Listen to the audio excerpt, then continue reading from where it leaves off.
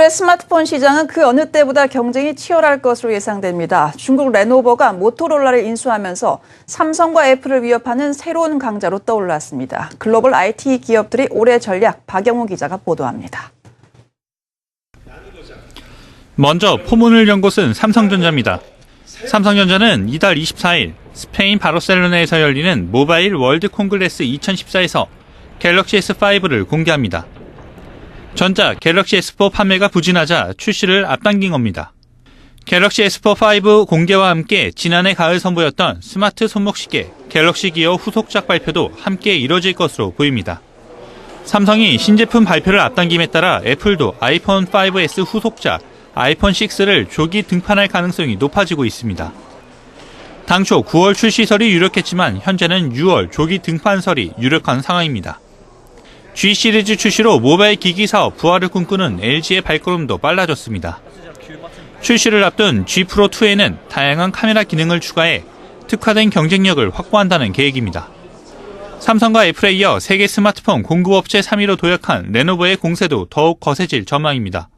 모토로라 인수로 프리미엄 시장과 중저가 시장을 동시에 공략할 수 있습니다. 당장은 해외 시장 점유율이 낮은 상황이지만 레노버는 IBM의 PC 사업 부분을 인수해 세계 시장 점유율 1위로 이끈 저력이 있는 회사입니다. 스마트폰에 이어 태블릿 PC 시장도 일대 지각 변동이 예상됩니다.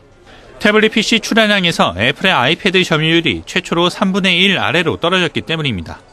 반면 안드로이드 OS를 사용하는 삼성전자와 에이수스 등의 점유율은 지속적으로 증가하고 있습니다. 특히 삼성전자는 지난해 글로벌 세계 권역에서 연간 기준 태블릿 PC 판매량 첫 1위에 올라서는 등 성장세가 무섭습니다. 이 밖에 레노버와 화웨이 등 중국 IT 업체들의 물량 공세까지 더해지면서 올해 태블릿 PC 시장은 그 어느 때보다 경쟁이 치열해질 것으로 보입니다. 총성 없는 전쟁을 치르고 있는 세계 IT 업계. 신제품을 앞세운 업체들의 경쟁은 더욱 치열해질 것으로 보입니다. 한국경제TV 박영우입니다. 한국과 미국, 중국의 3파전으로 진행되고 있습니다. 임동진 기자, 아무래도 소비자들이 가장 궁금한 것은 스마트폰일 텐데 올해 주요 기업들 신제품 출시 계획 어떻게 됩니까? 먼저 오늘 삼성전자가 블로그와 이메일을 통해서 갤럭시 S5의 공개 계획을 발표했습니다. 이번 달 24일 스페인에서 열리는 그 언팩 행사를 통해 보여주겠다는 것인데요. 삼성전자는 어떤 제품을 공개할지 구체적으로 쓰지는 않았지만 이처럼 초대장에 오라는 글씨를 통해서 갤럭시 S5에 대한 그 간접적인 출시 계획을 공개한 셈입니다. 오라는 숫자 하나만 공개한 셈이군요. 네, 그렇습니다. 네, 말씀하시죠. 아직 구체적인 사양은 공개되지 않았지만 네. 업계에서는 QHD 화질의 5.2인치 디스플레이를 탑재해 갤럭시 S4보다 화면은 조금 커지고 해상도는 2배로 선명해질 것으로 예상하고 있습니다. 또 1600만 화소의 후면 카메라, 64비트 애플리케이션 프로세서, 그리고 3GB의 램이 기본 사양일 것으로 알려졌습니다. 여기에 요즘 대세로 자리 잡은 지문인식 기능도 추가될 예정입니다. 갤럭시 S5 공개에 하루 앞서 2월 23일에는 삼성전자의 첫 타이젠 폰, 제크가 공개될 것으로 보입니다. 타이젠은 전 세계 모바일 시장을 장악한 구글의 안드로이드에 대응하기 위해 삼성전자와 인텔 등이 개발 중인 새로운 운영 체제입니다. 외신 등에 따르면 제크는 4.8인치 디스플레이를 탑재해 갤럭시 S4보다 조금 작을 것으로 점쳐지고 있습니다. LG전자 역시 2월 G 프로2를 출시합니다. G 프로2는 지난 모델보다 더 커진 5.9인치 풀 HD 디스플레이와 3GB 램을 채택했습니다. 또 카메라 기능을 강화한 것이 특징인데요. LG G 프로2에는 OIS 플러스 기술을 적용한 1300만 화소 후면 카메라가 탑재됩니다. 사진을 찍을 때 손의 떨림을 보정하는 OIS, 즉 광학식 손떨림 보정을 보다 향상시킨 것이 OIS 플러스 기술입니다. OIS 플러스는 기존보다 손의 떨림을 보다 효과적으로 보정할 수 있고 어두운 환경에서도 보다 또렷한 사진을 촬영하게 해준다는 것이 LG전자 측의 설명입니다. 이 외에도 연속 촬영한 사진들을 영상처럼 이어서 보는 기능이라든지 울트라 HD급 해상도로 동영상을 촬영할 수 있는 레코딩 기능 등을 적용했습니다. LG전자는 하반기 G3를 출시해 프리미엄 스마트폰 시장 공략을 강화하는 것은 물론 수익성 증가를 기대하고 있습니다. 펜텍은 4월에 신제품을 출시할 계획입니다. 이 단언컨대란 유행을 만들어낸 베가아이언의 후속작 베가아이언2인데요. 전작의 최대 특징이었던 금속 테두리와 함께 시크릿 시리즈에서 보여줬던 후면 지문인식 기능을 추가할 것으로 알려졌습니다.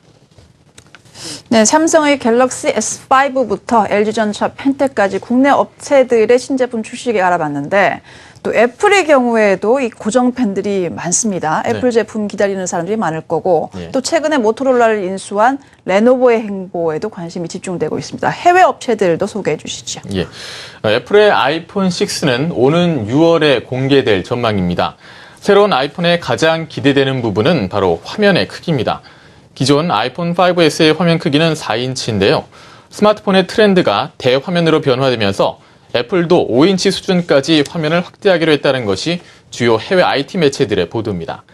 이 밖에 무선 충전이나 태양열 충전 기술, 얼굴 인식 기능 등이 아이폰 6에 탑재될 것이라는 소문도 돌고 있습니다. 중국의 레노버가 모토로라 인수했다는 소식이 지난 설 연휴 기간에 보도됐는데요. 이번 인수로 레노버는 세계 스마트폰 시장에서 점유율이 6.2%까지 오르면서 3위로 올라섰습니다. 레노버는 지난 2011년 구글이 모토로라 인수를 발표했을 시점부터 모토로라 휴대전화 제조 사업 인수를 고려해온 것으로 알려졌습니다. 레노버가 무엇보다 주목받는 이유는 지난 2005년 IBM의 노트북 브랜드인 싱크패드를 인수한 후 컴퓨터 시장 점유율을 7%에서 17%로 크게 성장시킨 능력 때문입니다. 중국 레노버가 모토로라를 인수를 했지만 아직 시장 점유율은 6%다. 하지만 6%밖에 되지 않지만 우리 국내 업체들은 긴장할 수밖에 없을 것 같습니다. 네. 어떤 반응 보이고 있습니까? 네, 레노버는 이 저렴한 가격과 또 모토로라라는 브랜드를 앞세워서 중저가 시장을 공략할 것으로 판단되고 있습니다. 따라서 가장 큰 위기는 바로 LG전자입니다.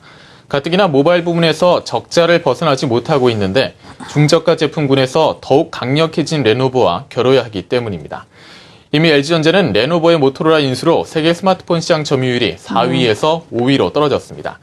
이런 우려를 반영해서 LG전자의 주가는 이번 주 들어 계속 하락세입니다. 삼성은 당장 큰 타격은 없을 것으로 보이지만 보급형 시장에서 장기적으로 영향을 받을 것이란 분석입니다. 양유한칭 레노버 회장은 2015년까지 스마트폰 판매량을 1억 대까지 늘리는 것은 물론 삼성전자와 애플을 뛰어넘는 것이 목표라고 밝히기도 했습니다. 펜텍은 직접적인 영향은 없습니다. 해외보다는 내수에 집중하고 있기 때문입니다. 하지만 LG전자가 레노버로 인해 세계 시장에서 고전할 경우 내수 시장을 강화할 수 있다는 것에 우려를 나타내고 있습니다. LG전자의 행보에 따라 삼성전자도 움직일 수 있기 때문에 펜텍으로서는 긴장을 늦추지 않고 있습니다. 네, 세계 스마트 기기 시장의 총성 없는 전쟁, 임동진 기자였습니다. 잘 들었습니다. 지금으로부터 10년 전 중국 레노버는 IBM의 PC 사업부를 인수해서 전 세계를 놀라게 하더니 이번에는 모토로라를 사들였습니다. 세계 IT 시장 판도가 또 한 번 요동칠 것 같습니다. 깊이 있는 경제뉴스 한국경제 이슈엔 2월 4일 화요일 순서 마치겠습니다. 내일 이 시간 다시 뵙겠습니다. 고맙습니다.